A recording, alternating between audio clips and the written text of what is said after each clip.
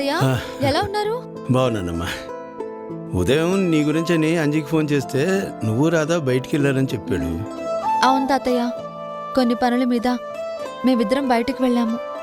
కానీ మేమక్కడ అనుకున్నది ఒకటి, జరిగింది ఇంకొకటి. వీళ్ల ఆలోచన అంతా మీ కేసు గురించే సార్. మీ మీద అన్యాయంగా కేసు పెట్టారు. కానీ ఇవి అన్యాయానికి రోజులు కాబట్టి వాళ్ళు ఎక్కడ గెలుస్తారో, మీకెక్కడ శిక్ష పడుతుందో అని రాణి రాధా ఎంత బాధపడుతున్నారో నాకు తెలుసు.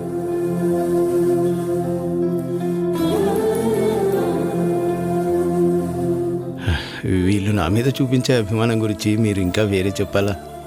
నేను కూడా ఒక నిర్ణయం తీసుకుని వచ్చాను. అందుకే రాణి వచ్చిందని అంజనాతో చెప్పగానే వచ్చాను. అదేంటి తాతయ్య, ఇది మీ ఇల్లు, మీరు ఎప్పుడైనా రావచ్చు. మీరు రావడానికి ముందుగా చెప్పి రావాల్సిన అవసరం లేదు. మీ అభిమానం సూర్యం గారికి తెలుసు కాబట్టి మీ అందరినీ ఆయన అంత ఇష్టంగా చూసుకుంటున్నారు. సార్, ఇప్పుడు మంచి ఘడియలు ఉన్నాయి, ముందు ఆ పని చేయండి. అలాగే చలపతి గారు, ఇటీవండి.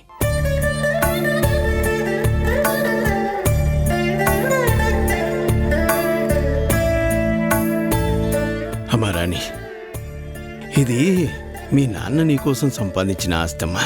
అందుకే నీ తండ్రి ఆస్తిని నీ పేరు మీదకి మార్చి నీకు ఇస్తున్నాను. తీసుకోమ్మా. యువ సూర్యం, ఈ క్షణం కోసమే నేను అనుక్షణం ఎదురు చూస్తున్నాను. ఈ ఆస్తి రాణికి ఇవ్వగానే రాణికి ఈ లోకంలో నూకలు చెల్లిపోతాయి. నువ్వు జైలుకి వెళ్ళిపోతావు. మా పగ తీరిపోతుంది. ఈ ఆస్తి మాదైపోతుంది. ఏంటి తాతయ్య, ఆస్తి కావాలని నేనేమైనా అడిగానా? ఇది ఎప్పుడో చెయ్యాలని సూర్యం గారు అనుకున్నారు. ఈనాటికి అవకాశం దొరికింది, తీసుకో అమ్మా. ఇది నీ హక్కు తల్లి, ఇవ్వాల్సిన బాధ్యత నాకుంది. తీసుకో. వద్దు తాతయ్య, నాకీ ఆస్తులు అంతస్తుల మీద ఎప్పుడూ వ్యామోహం లేదు. నా తండ్రి ఒక మంచి సంకల్పంతో ఈ ఆస్తి సంపాదించారు. అది 10 మందికి ఉపయోగపడాలి. అది మీలాంటి వాళ్ళ చేతుల్లో ఉంటేనే ఆ సంకల్పానికి మంచి జరుగుతుంది. మీ దగ్గరే ఉంచండి తాతయ్య.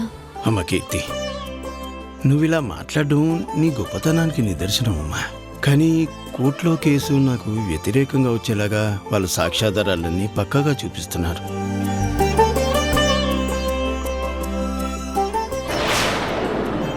రేపు ఏదైనా జరగచ్చు. నేను జైలుకి కూడా వెళ్ళొచ్చు. అందుకే ఈ ఆస్తిని నీకు అప్పగిస్తున్నానమ్మా. నువ్వు రాధా వీటిని కంటికి రెప్పలా కాపాడుతారని నాకు తెలుసు. రేపనేది మన జీవితంలో లేదని తెలిసినప్పుడు ఆ పని ఈరోజు చేయడమే మంచిదమ్మా. దయచేసి కాదనకమ్మా. అది కాదు తాతయ్య. అమ్మ రాణి, 10 మందికి సాయం చేయాలన్న మనసు నీ దగ్గరుంది కాబట్టే ఈ ఆస్తి నీ చేతిలో ఉంటేనే దానికి ఉపయోగం ఉంటుంది తల్లి.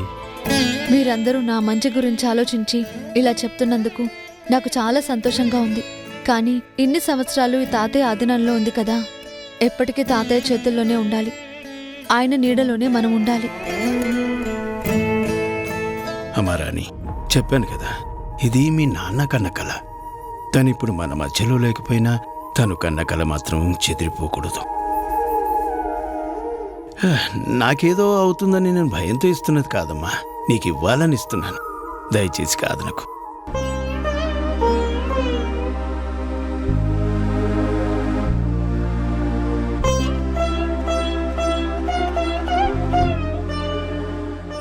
తీసుకోరాణి, ఈ క్షణం కోసమే కదా ఎన్ని రోజులు నేను ఇక్కడ ఒక పనివాడిలా బతుకుతున్నది. ఈ ఆస్తి నీది కాదు.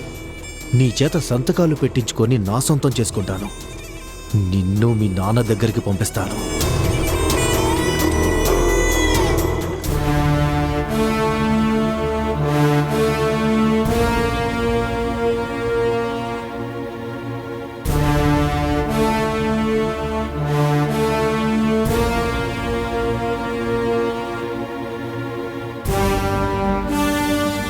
సార్, సూర్యం గారికి సంబంధించిన కేసు ఫైల్ అడిగారు కదా, ఇదిగోండి సార్. అక్కడ పెట్టండి. నేను మొత్తం స్టడీ చేసి మిమ్మల్ని పిలుస్తాను. Okay sir. Sir, ACP Prasad గారు మిమ్మల్ని కలవాలని వెయిట్ చేస్తున్నారు సార్. చెప్పాను కదా, నేను ఫైల్ స్టడీ చేశాకే పిలుస్తాను. అతను వెయిట్ చేయమని చెప్పండి.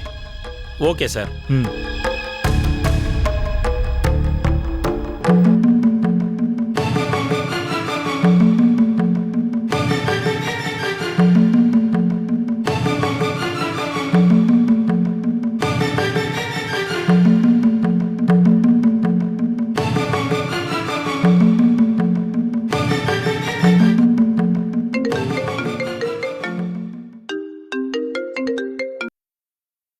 నమస్తే సార్.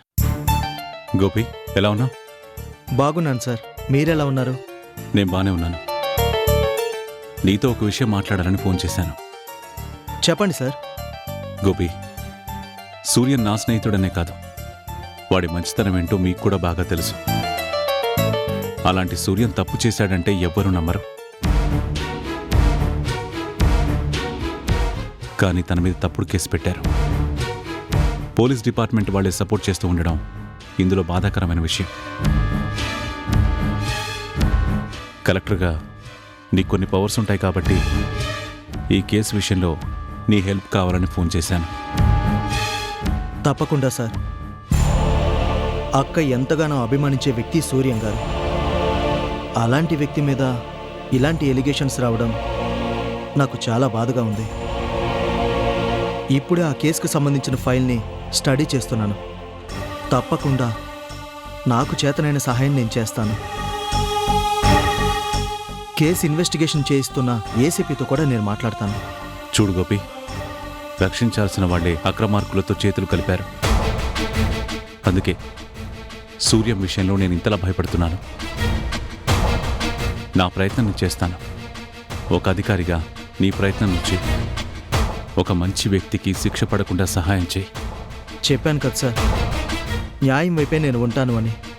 సూర్యం గారి వైపు న్యాయం ఉంది. అందుకే నేను కూడా ఈ కేసుని స్టడీ చేస్తున్నాను. తప్పకుండా నాకు చేతనైన సహాయం నేను చేస్తాను. ఉంటాను సార్.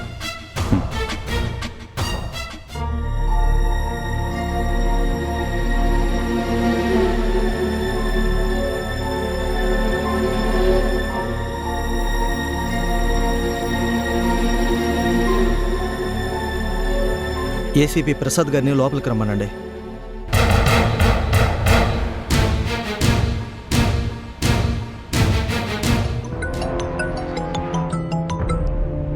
హలో, ఎవరు? నేను ప్రియాని. ప్రియా అంటే? అదే నిన్న మా స్కూల్ దగ్గరికి వచ్చి మీరు నాకు సీతమ్మ గురించి ఒక విషయం చెప్పారు కదా. ఓ ప్రియా, నువ్వా? మీ అమ్మని అడిగావా?